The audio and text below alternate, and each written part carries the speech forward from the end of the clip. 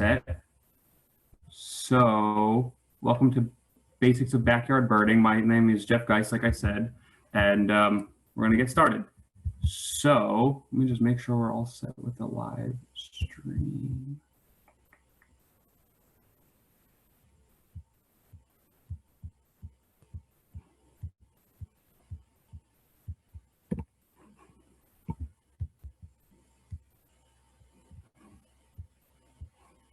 One second. I'm sorry about that.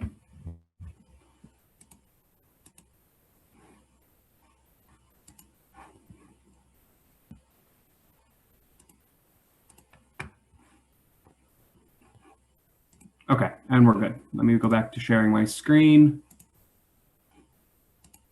And now we can start. So if you're on Zoom, you can move around the little thumbnail image of the different videos. If you don't want to be looking at everyone, you can do that.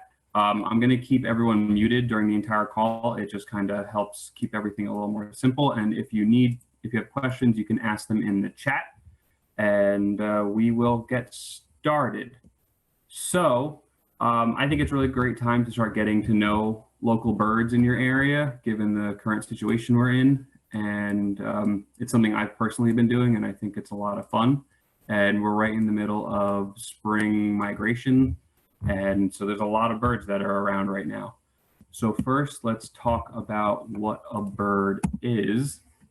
So birds are warm-blooded vertebrates, meaning they have a backbone. They have feathers, toothless beak jaws, they lay hard-shelled eggs, and they have a 4-chambered heart. They also have lightweight skeletons. If you take a cross-section of a bird skeleton, it is not fully hollow, but there are a lot of air pockets, so it's a really lightweight skeleton. And there are a whole bunch of different sizes of birds, anywhere from the largest bird, which is the ostrich. They live in Africa, which they're about 9 feet. And the smallest bird is the bee hummingbird from Cuba, and they're about 2 inches, and birds are anywhere in between there as well. So we're going to talk about 6 main points to consider when identifying birds, which is size and shape, color pattern, field markings, behavior, habitat and season, and songs and calls. And we'll go into a little more depth about all 6 of these points, and then I'll give you some tips and resources for identifying different birds. So first point we're going to talk about is size and shape. And this graphic is a scanned page from Peterson Field Guides, which I have a list of resources at the end of the presentation, but Peterson is a great field guide. And this takes color and different patterns out of the equation. This is only considering different sizes and shapes. And there are, as you can see, there are a ton of different sizes and shapes. Something like the mourning dove, which is number 1 up here on the top left, is kind of has a chubby body, but a really long tail that comes to a point. We have something like different swallows that have forked tails. Some of them have crests, like number 8 and 22. Like number 16 down at the very bottom left-hand corner is really long legs, and there are ground nesters. So that just shows there's a ton of different sizes and shapes when it comes to birds. This just kind of gives you a better idea of some birds that are a little bit closer up. So, and when you're talking about size and shape, these are points you want to consider. What's the overall shape? Is it really round and plump? Is it slender? What shape are the wings? Are they rounded, or they come to a really sharp point? Beak shape is really important, and we'll talk about that in a second on the next slide.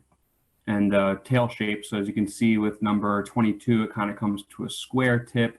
Number 19 on the left-hand corner, top left, is a forked tail.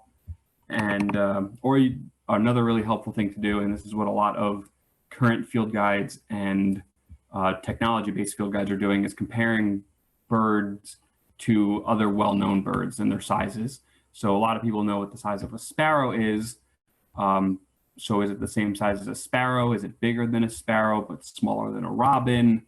So using kind of existing tools really helps. And this is a nice little chart right here that shows, so we know this is a swallow, some kind of a swallow, whether it's a barn or a cliff swallow or something, and we know that because it has this forked tail. Whereas number 21 has this really nice sharp pointed beak. So we know that's some kind of bird of prey. Might not know exactly what kind of bird of prey it is, but we know it's a bird of prey. And then if we go back to the previous slide, if it'll let me, it might not let me. Okay, that's fine. Okay, there we go. So that's number 21 right here. It's about the same size as number 8, which is a blue jay. So it's a really small bird of prey. So that lets us know it's a kestrel, which is a small falcon that lives in New Jersey. And then comparing numbers 8 and 22, not including color or anything, they're both kind of similar body shape. They have like a almost square tipped tail. They both have the crest on the top of his head, but the difference here is the beak shape, where number 8 has more of an all-purpose, longer, more slender beak, and number 22 has this really stout, it's called a finch-like beak. It's used for eating seeds. So we know number 8 is a blue jay, number 22 is a cardinal. And I will take pauses periodically if there are any questions that come up in the chat, and I will take a look at them. So we're good there. So let's take a look at size and shape of beak. And so these are all different sizes and shapes of beak. You have generalists, which is kind of like the blue jay, where it's not really slender, it's not really stout, it's a little bit in between, and it's for eating insects or seeds or berries or fruit or a little bit of everything. Whereas you have insect catching beaks that are like fly catchers or grain eating like finches and cardinals. You also have something like a woodpecker beak that is made for chiseling, or raptor shaped beak, which is the really sharp curved beak that comes to a sharp point. Scavenging beak shapes are very similar to raptors, but typically they don't have feathers on the top of their head because they're scavengers and they're eating dead things. So that helps decrease bacteria infections in their head. And then there's a ton of other beak shapes, and then also like nectar feeding for hummingbirds. We're not going to talk much about the other types. It's really just the generalist grain eating, insect catching, and the raptor shaped beaks are what we're going to focus on.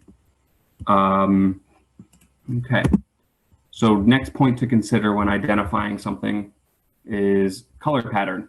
A lot of birds are named specifically just from their color. So you have something like this top picture up here at the blackbird. It has this reddish pinkish spot on its chest, and that is the rose-breasted grosbeak. So it's named after the easily identifiable patch on his head or on his chest. And then it also has that finch-shaped beak. Whereas this one is a nice, pretty blue color. This is the bluebird, aptly named. And birds are also, not all the time, but a good amount of time, are dimorphic, which means the male and females look different. So these on the bottom are goldfinches. The one on the right, which is more brightly colored, is the male American goldfinch, and the female is on the left. So not all the time, but a lot of times the females are a more muted version of the male colors, and that just helps protect them while they're on the nest. And all these pictures came from All About Birds, which is a great resource, and I will have links to that at the very end of the presentation. Let me make sure there's no questions. We're good. Okay. So we're going to move on. So these are robins, and most people know these are robins, but the question here is whether or not you can identify the male or the female robin. They're pretty similar colors. The female robin is on the right side. It's all gray, I should say. It doesn't have this black head like the males do. It's a little bit more dull. The reddish orange color on its chest is a little more dull, and it also has black. The male has black wing bars and a black head. They both have these eye rings, which is a field marking that we'll talk about on the next slide. But males have a dark black head, females don't. That's the main difference between male and female robins. Okay, so these are field markings. The eye ring was one example of it, but there are a whole bunch of different field markings that we can go over. So a lot of them on their head, which are eye rings, eye stripes, nape patches, wing bars. Those are all pretty good field markings to take into consideration. There's also, if you're looking at the underside of a bird, this is a hawk of some kind, and you can look at the color of their wings on their primaries or their secondaries or their wing linings or the tail colors, anything. Those are all really good points to just take notice of. And this shows some of the important field markings of common birds in the area. The black vulture, which black vulture and turkey vultures are both very common.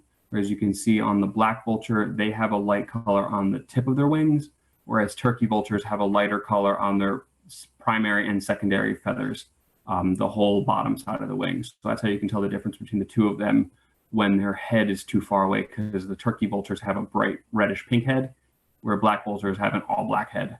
But if they're too far away, you can look at just the color of the undersides of the wings. You also have the northern flicker, which has this little tiny red patch on the back of its head.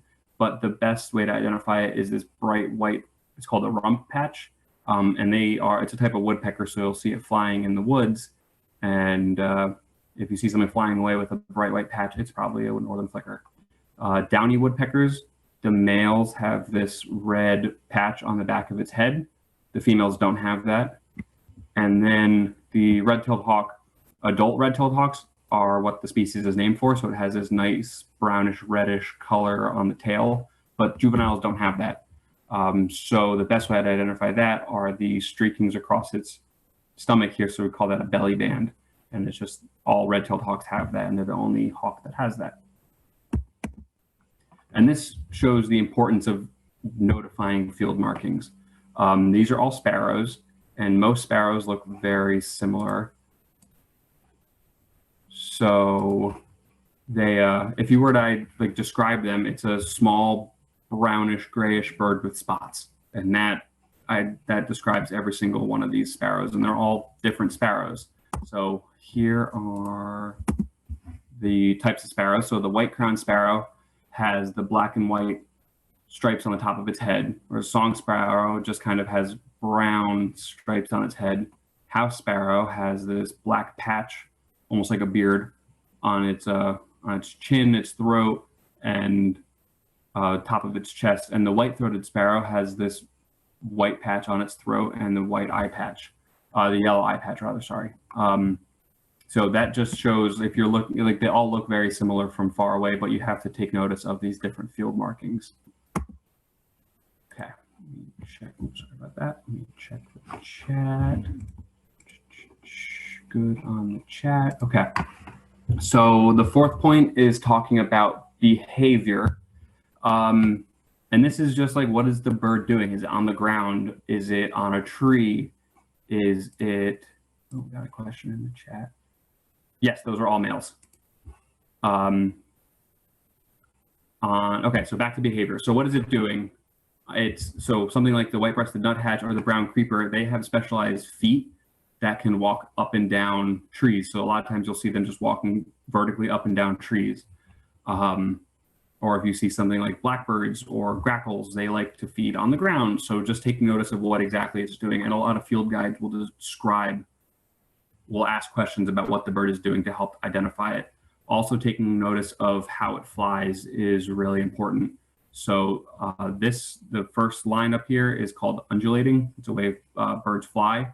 So things like flickers and American goldfinches, they are undulating flyers, which means they fly in this little wave pattern.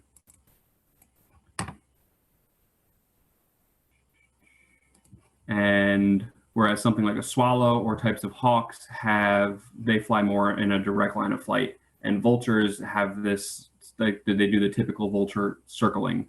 And another important point to take into account is what time of day is it? Is it nocturnal? Because if it's nocturnal, it's not going to be out during the day, and that will help you identify it. Let me check the chat here. Yeah, sparrows have more of a general beak. They will kind of feed on whatever's around, and that is a brown creeper on the bottom. The top species is a white-breasted nuthatch. Okay, fifth point to take into account is what kind of habitat are you near. So if you live in or around, or you happen to be walking through a woodland area that has a lot of standing dead trees, there's a really good chance you're going to find woodpeckers, because woodpeckers like standing dead trees. It's where they nest. It's where they find their prey and insects and things like that. Whereas if you live by a wetland area without a lot of trees, or you live by a lake, maybe you're not going to find woodpeckers, but you'll find something like red-winged blackbirds, because they usually like to live in marshy areas or wetlands near lakes. So that's an important factor to take into account. Chat again. Okay, so this is also really important. It's really important to know what season it's in, and this has to do more with the general ecology of the bird and if it migrates, if it's a year-round resident. So a lot of birds migrate where they go to a warmer place during the winter. There's more food available, and then they fly back north for breeding, and then they will fly back south for the winter, so on and so forth. So we're going to pretend we're in a scenario where you get a good view of, you don't get a great view of a gray bird, but you know it's a gray bird. It's a medium-sized bird, about the size of a robin, and you can't really tell what it was. So you go to your field guide, able to decide that it's one of these two birds, whether it's a dark-eyed junco or a gray catbird. Well, depending on the season, we'll let you know which bird it was, because, go to the next slide, as you can see, dark-eyed juncos during the summer, they live in Canada, which is their breeding area. They live in Canada to Alaska, where they migrate south for the winter. They come to New Jersey and the rest of the continental United States. But so if you're seeing this, if you're seeing a gray bird in the middle of summer, it's probably not going to be a dark-eyed junco because they are in Canada. Whereas gray catbird is the opposite. Their breeding area is northern North America, where they overwinter and migrate to the Caribbean area, and so it'll help figure it out. So if you see a gray bird in the summer, it's probably a gray catbird. If you see a gray bird in the winter, it's probably a dark-eyed junco. Check the chat. I got a couple questions. All right, I can answer a lot of these questions after we're done. We'll keep going to finish up. And if I don't get to any questions, I will also download the chat and email it out to everyone with a link to a survey and some resources, online resources, stuff like that. So we're going to continue here. So the last point to consider is songs and calls. And songs and calls are not easy to determine. There's a lot of really intricate bird songs. There are both songs and calls. So songs are used to attract mates or keep the group together or things like that. You're going to hear more songs early in the day. Birds wake up and they want to find a mate and they want to find food, and that's when they're the loudest. Or calls are more of a warning or alerting predators or territory warnings, things like that. And there are a couple tricks. Audubon Society put out a resource called Birding by Ear, and it has a list of common birds, and they assign phonetics to it to help you identify a little bit. I have a couple that I will play for you. I'm not going to play all of them. You can look at this more. But so like blue jay is, you're going to hear them and they like to just yell their head off and go, Jay, Jay, Jay, Jay, Jay. So I'm going to play that.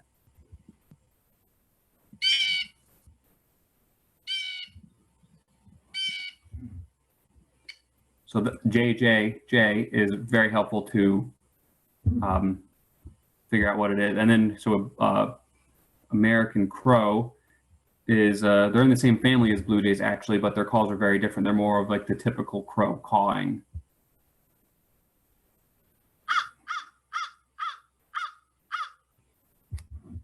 And so we have a couple more of the intricate ones. So white-throated sparrow, which this one has a cool call, and the phonetics assigned to it are Old Sam, Peabody, Peabody, Peabody. I tend to hear My Sweet Canada, Canada, Canada a little bit better, but we can play it and just so you get an idea. They're pretty common.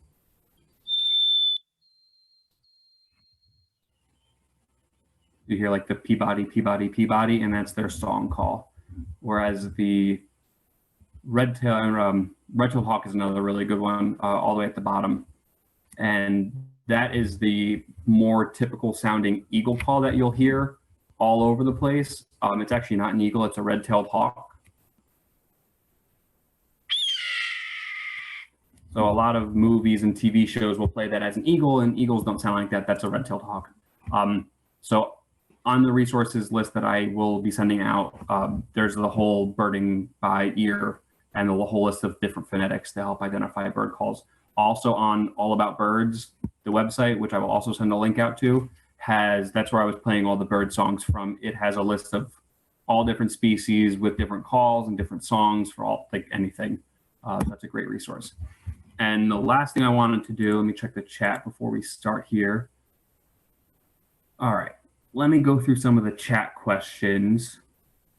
So what is the best time of day to see the most birds? Early in the morning, like at 5 to 6 a.m., you're going to hear the most birds are going to be the most active. That's the best time to hear they're looking for food and trying to mate. Bird feeders, I'm not going to talk about too much. And birds are pretty scared of dogs. Most common bird in New Jersey is hard to say, but the American goldfinch is the state bird of New Jersey. Okay, and we're going to move forward. So here are 15 common birds to get to know in New Jersey, and I just want to go through and we're going to point out some identifying factors between all 15 of these. We're going to go through them kind of quick because we're almost out of time, and I have a couple other things I wanted to show you. So red-bellied woodpecker, easily identified by its red head, not its red belly. The males do have like a lightish red belly, but it is not called a red-headed woodpecker because there is a different species called red-headed woodpecker that its entire head is bright red. So it has these like white and black stripes and this bright red patch. They're very common in New Jersey, this type of woodpecker. Tufted titmouse has the little crest, almost like a cardinal, has a really short little beak and this little patch in the front of its face. An American goldfinch is pretty easily identifiable. It's the state bird of New Jersey. It's a finch, you can tell by that stout beak. So it's a seed eater and has a little black cap. Northern cardinal, most people know what a cardinal is. They're very common. They are not migratory, so you'll see them in New Jersey all winter and all summer, all the time. They have this crest, little mohawk thing, and a black face. Black-capped chickadee has a tiny little beak and a black hat. Downy woodpecker we talked about a little bit already. The males have the red patch on the back of its head with some white eye stripes. Blue jays are very common. They are also year-round residents. You'll find them all the time. They're really easily identifiable. They're bright blue. They're very loud. Mourning doves are also really common. They have this like plump body with a really long tail. They're really common at feeders, and they'll make a nest just about anywhere. So watch out for them. And robins are also really common. They have the white eye patch. The males have the black head. The females don't, and they have the orange, just rusty colored belly. House sparrows are not native to New Jersey, but they are really widespread throughout North America, as are European starlings. So house sparrows came from Europe. They were released here intentionally. No one thought they were going to take over like they have, but they have. European starlings were released in Central Park in 1890s because they were putting on Shakespeare plays, and the person who was putting the play on wanted the same birds that Shakespeare talked about in his plays. So they got they released about 100 starlings in Central Park. And since they've taken over the whole North America. So they have like this cool oil slick iridescent body with white spots, but they are pretty invasive. We also have American crows, very common, very loud. And they're pretty big, but don't get them confused with ravens because ravens are gigantic. Crows are just very big. And then the last three we have are house finch, which has this nice rosy colored red head and chest. Also has the stout finch-like beak. White-breasted nuthatch is almost like a type of woodpecker. They are the ones that like to walk vertically up and down trees. And Carolina wren is just a cool-looking bird. They have this cool white eyebrow thing. Let me take a quick break and look at the chat. Okay. So I will download the chat once I'm done and answer some of the more personalized questions, and I will send them out because I want to go through an app that I really like. This is my personal favorite identification app. It's called Merlin, all about birds, and the Cornell Lab of Ornithology maintain this. All their data comes from it, and it's really easy. It's a smartphone app. You download it, it's free, and it helps you identify different birds.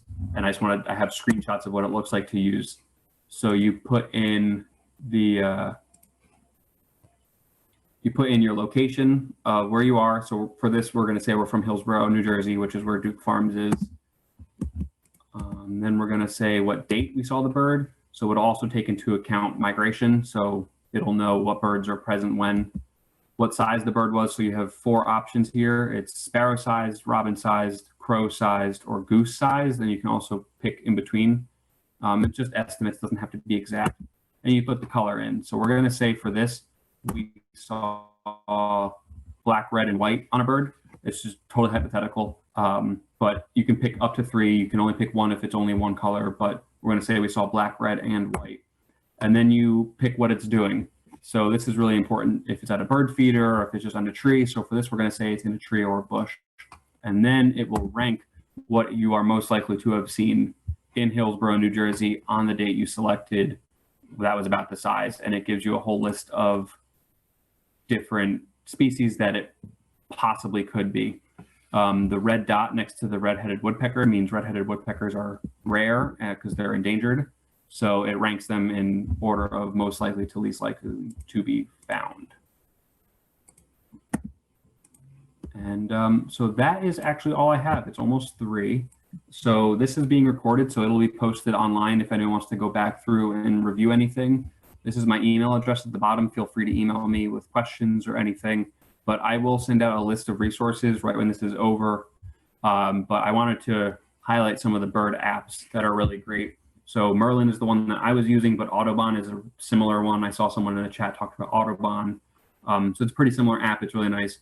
iNaturalist and eBird are more citizen science-based apps where they are more geared towards data collection rather than identification.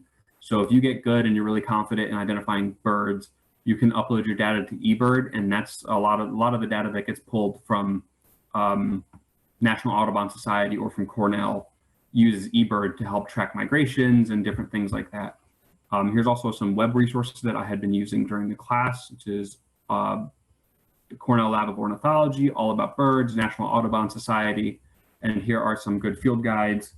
I use the Peterson field guide, but Sibley and Kaufman are also great field guides to use. And before we end, let me just check the chat.